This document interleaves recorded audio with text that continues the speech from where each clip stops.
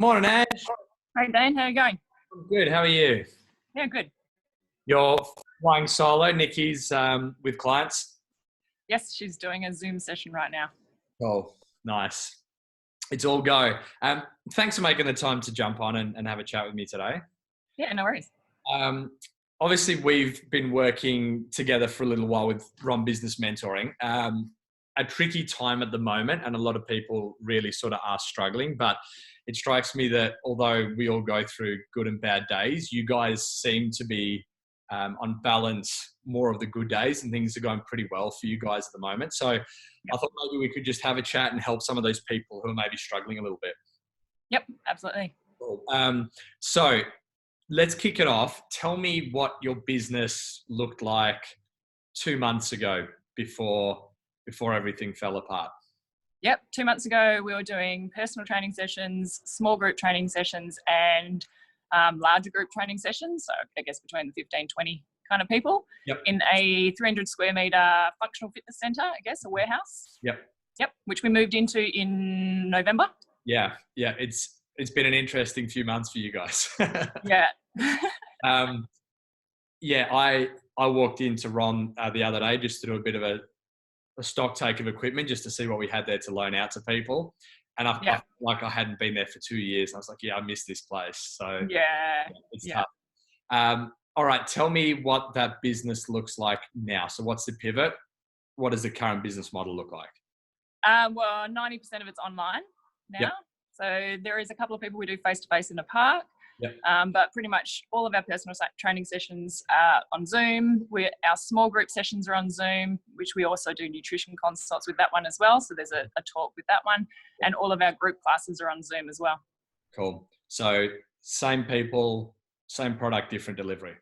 Yeah, exactly the same. And we were never about the bricks and mortar or the equipment. We're always about the community, what we delivered, the results, the connection between people. So that is still the same, if not more than what it was. So, yeah. And I'm sure I'll hear in a moment about how it's now even more community than it was, because I'd love to hear about that. A quick point on this, something that you guys do really well, because everyone says that their point of difference is their community. And like, it's the go-to thing that everyone says. Yep. And of course, if everyone says it, of course, means that it's not a unique selling a proposition for all of these people, therefore it's not for any. But with you guys, it is a legit, I've seen how your community interacts, and you have this quirky, not taking yourself too seriously, like unashamedly outcast sort of feel to it. Yeah. Being human and being flawed, and that's okay.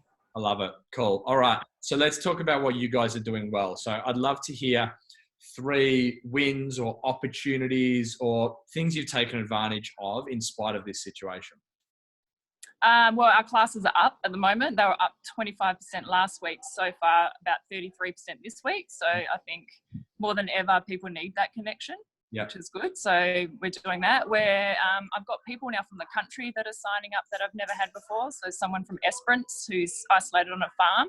Yeah. So there's an opportunity then to probably do some advertising out in the country areas. So are these people who have been associated with your business in the past? So this person from Esperance, moved away. So so all the people that have moved away from us who are always looking for something to replace are now coming back. And we've got some clients in Townsville, so they're going to come back and train with us as well while this is all happening. Isn't that great?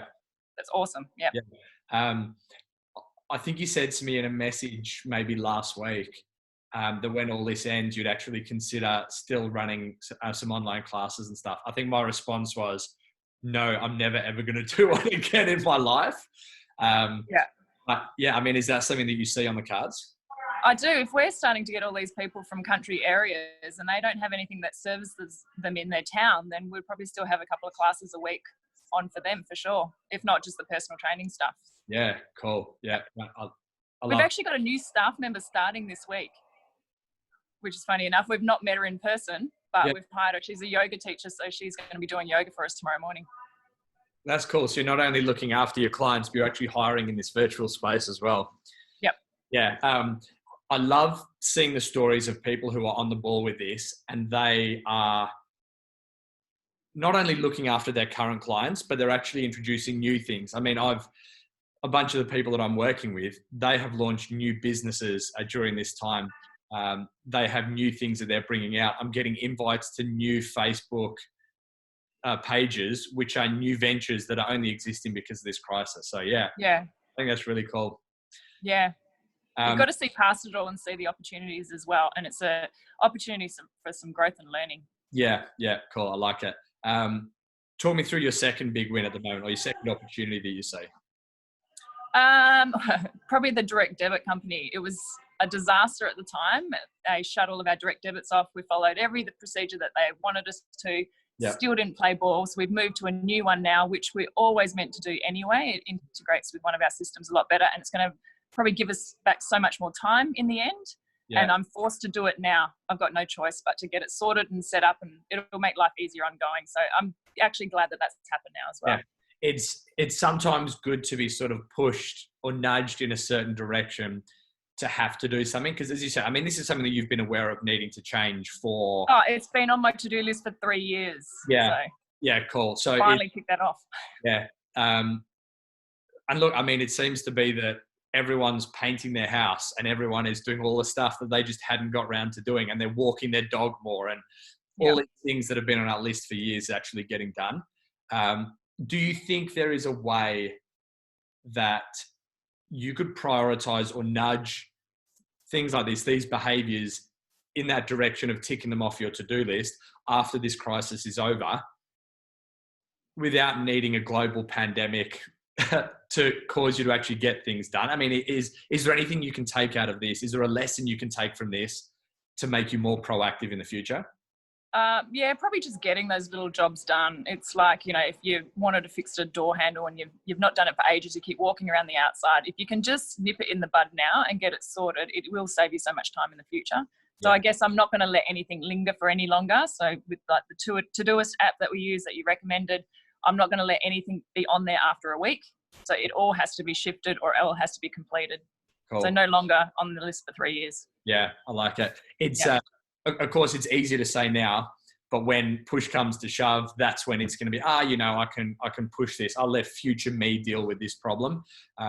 So I'd be super careful, and something I need to be aware of as well, that you don't get this, you know, slow and gradual creep, and then suddenly 12 months has gone past and it may as well be 2019 again. Yeah. So it's important to hold yourself super accountable to this and say, this is the new me. I'm a lot more productive. I don't procrastinate as much. I think there's a real opportunity in this if we hold ourselves accountable to that opportunity. Yeah, absolutely. 100%. Give me your third win, Ange. I guess, we're running an online challenge at the moment. It was on my to-do list to do for winter to keep people accountable. Cool. So I had to learn it overnight, implement it. We actually implemented it a week before we all went into lockdown anyway. Mm-hmm. And that has just drummed up so much chatter on our Facebook page. So it's because there's Nikki and I, it's Team Nikki versus Team Ange. Everyone's been allocated to a team. Yeah. Every day there's an app they have to, it's a free one as well. Every day they have to check off things that they do, whether they, you know, don't drink booze or they've had water with every meal. And then on the weekend, there's new weekly challenges, and the banter that's just going on. It's the little bit of competition is quite good. Cool. So people didn't want to miss out. So more than probably about 2/3 of our clients signed up for that. That's really cool. So they're all interactive on our Facebook page. Our hidden page is just going off. There's like maybe 500% more posts than normal from everyone. That's cool. So a lot of interaction through Facebook. I know you guys do something with Zoom where you start them up earlier. Tell me about that. Where we start them up earlier? Yeah, so you're actually starting the Zoom call like a little bit earlier. So people just so people can chat. Yeah. Yeah, so we start at 10 minutes earlier. We leave it going for 10 minutes so people can chat. But this Saturday, we have, after our new yoga class, we're all having coffee afterwards on Zoom as well. Cool. So at 10:30, people will have to go and get a coffee from their local coffee shop, come back, sit down. We're all going to sit around and have a chat. So we're going to be doing things like that every week as well. Yeah. Just to check in to see how everyone is. And yeah, cool. I think you guys are doing such a great job, and I love the fact you're putting the people first. If you put the people in the community first, then they will look after your business, as opposed to a lot of people now are saying, oh, okay, how can I stop people from leaving? How can I increase the bottom line? Where am I going to get leads from to replace people? Yeah. Instead of having that external focus, you guys have done an amazing job of just shifting this external focus completely internal, looking after people, they will look after the bottom line for you. Yeah, I guess for us, we never wanted to be seen as a luxury item. We wanted to be seen as a necessity. In times like this, we're needed more than ever. And the feedback we're getting from people is that, after a stressful day, they just get on the page or they get in touch and they smile, and we do stupid videos of ourselves doing stupid things and they laugh, and that's the highlight of their day. Yeah, I'm going to steal that line that we aren't a luxury item, we're a necessity, because I absolutely think we are. And if we do become a luxury item, it's purely on us that we are not delivering what we should be delivering. Yeah, you'll be the first thing to be cut. Yeah, cool. I have one more question. This is a question without notice.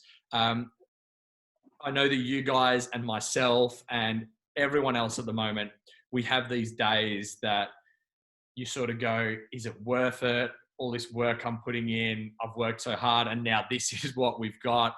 And I know that you and I have both had these, and Nikki as well, over the last couple of weeks. Any tips for people who are maybe having the bad day today? I mean, any tips on how to get through this? Yeah, we did that yesterday. We left our phones at home and went for a walk down at the park, took the dogs out, and just didn't talk about anything to do with work. It's hard. And felt reconnected again, felt so much better. Yeah. And then came back and hit the ground running. And by the end of the day, we also went through the list of things of what went well and what we did really well. Cool. Awesome. Yeah, I think it's good. I mean, we are so focused on what is the next thing to worry about. It's something that I've been saying to Ash, to my wife, that I'm worrying about things. I solve that problem, and then I say, okay, so what's the next on my things to worry about list? And it's exhausting that we're constantly looking to solve problems and looking to try and mitigate things that are going wrong. And of course, like it's important, like we have to solve these problems. But if we could just give 10% of the time that we're spending on, this is my list of things to worry about, to actually reflecting on, hey, here's what we're actually doing okay, I think it'll get us through. I mean, if you think about what you've done in the last 2 weeks, it's insane. Like, it's probably, 6 months worth of productivity in 2 weeks. Yeah. That's amazing. Yeah. Yeah. And if we can take some of that into the post-apocalypse, then I think it's going to be good. I think it'll be a better world. Yeah, absolutely. Cool. Thank you so much for your time. No worries. I appreciate those little bright spots. There are a lot of people, as I said, who are struggling, and you guys just seem to be bucking the trend and sort of swimming against the current, to mix metaphors. It's so impressive to be able to sort of have a box seat to what you guys are doing. I know all the feedback from your clients and members has just been absolutely amazing, and you've shown such good leadership and you're leading them so well. So keep doing what you're doing. I'm proud of how well you guys are coming through this. Keep going. Yeah. Appreciate all your help, Dan. Thanks. Easy. Thanks, Ange. Cool. All right. See you later. See you, mate. Bye.